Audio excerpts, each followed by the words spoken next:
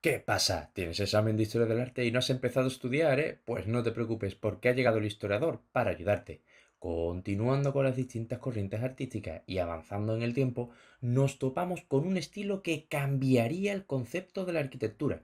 En el vídeo de hoy veremos el arte gótico.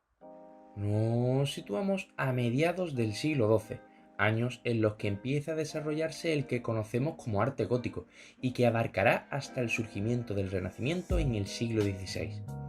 El nacimiento del gótico se relaciona estrechamente con un cambio social que se produce en Europa en ese mismo siglo. Se produce un aumento de la producción agrícola gracias a los avances técnicos.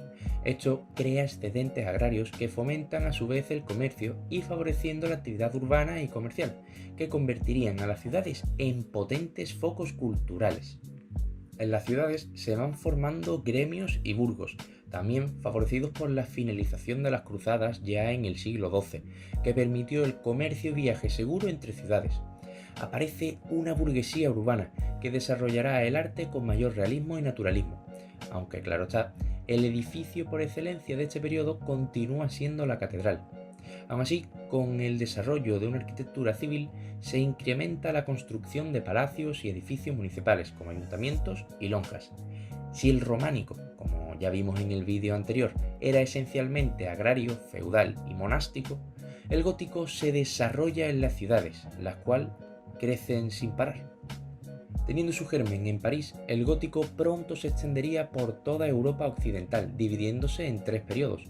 Un periodo inicial que abarca desde la segunda mitad del siglo XII al siglo XIII. Un segundo periodo, o también conocido como periodo clásico o de plenitud, que comprende entre los siglos XIII al XIV. Y por último, el periodo conocido como final o flamígero, con el que se pone fin a esta corriente en el siglo XVI. Cabe destacar que el nombre gótico es algo peyorativo, ya que fue inventado durante el siguiente periodo artístico para desvalorizar su época predecesora, ya que consideraban a este estilo de los pueblos bárbaros, el arte de los godos. Sin embargo, fue revalorizado y exaltado en el siglo XIX por los movimientos nacionalistas y románticos europeos, y en la actualidad se considera universalmente como uno de los momentos más brillantes desde el punto de vista artístico del mundo occidental.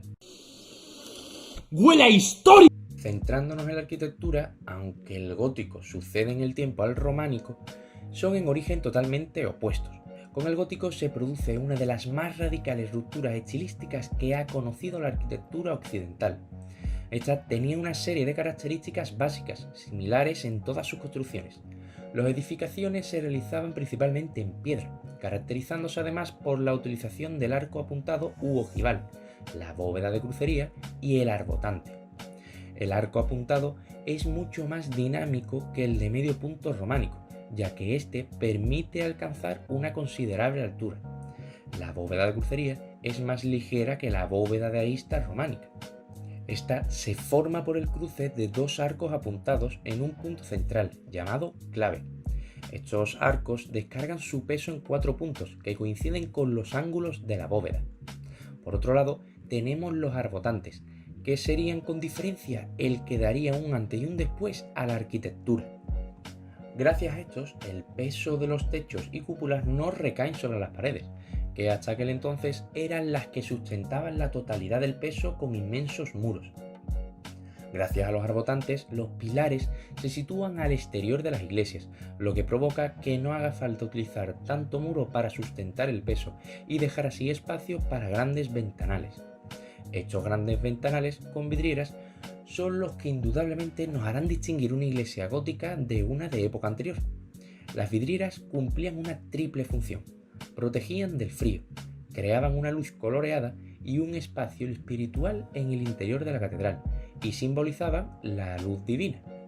Para realizarlas se hacía un dibujo previo del mismo tamaño que el hueco. Se elaboraban las varillas de plomo que seguían la línea del dibujo y se colocaban entre ellas los vidrios coloreados. Sobre ellos se aplicaban tintas de color oscuro para matizar los detalles. La catedral gótica suele tener planta de cruz latina, con 3 o 5 naves, transeptos, cabeceras con girolas y numerosas capillas. El interior consta de 3 pisos, arquerías, triforio y ventanas provistas de vidrieras. El exterior posee una fachada enmarcada por dos torres generalmente, grandes puertas de entradas y un rosetón o ventana circular. Los ejemplos de catedrales más destacadas se encuentran en Francia, Reino Unido y en Alemania.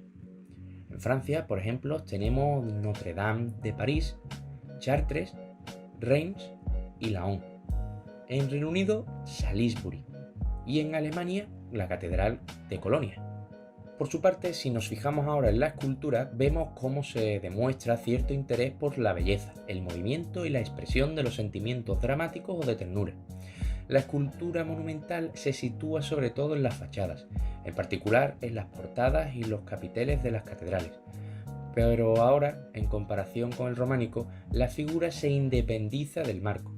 El Cristo crucificado aparece con corona de espinas, vestidura corta clavado en la cruz con 3 clavos, intentando transmitir sufrimiento, algo nunca antes visto, pues recordamos que hasta la fecha Cristo era presentado como buen pastor con sus ovejas o representando el Pantocrator. La Virgen pasa a representarse como Madre de Dios, sujeta al niño en un brazo y muestra una actitud maternal hacia él, buscando inspirar ternura. La pintura gótica abandonó los muros de las iglesias, ocupados por las vidrieras, y se realizó en tablas de madera. Los colores de las pinturas sobre tablas son brillantes, con frecuente uso del oro para dar luminosidad, y que exista un mayor interés por representar el volumen de las figuras y la profundidad del espacio. Además, se ilustraron libros con miniaturas. Los rosetones fueron un elemento muy importante para la arquitectura gótica, siendo usado en las fachadas de una gran cantidad de iglesias. La arquitectura románica también usó estos elementos, sin embargo, en este caso suelen apreciarse en los sectores laterales de los edificios. El objetivo principal del rosetón es favorecer la iluminación de las iglesias, ya que permite el ingreso de la luz natural a la construcción. Los arquitectos también se decantaban por la colocación de rosetones para crear efectos lumínicos sobre los altares. Para que no se haga un vídeo muy extenso, vamos a finalizar este aquí, en el que exponemos las principales características comunes del arte gótico. Y os dejaremos por aquí arriba la segunda parte, en la que desarrollaremos las obras más características de esta corriente en distintos países. Nos vemos en el próximo vídeo. ¡Adiós!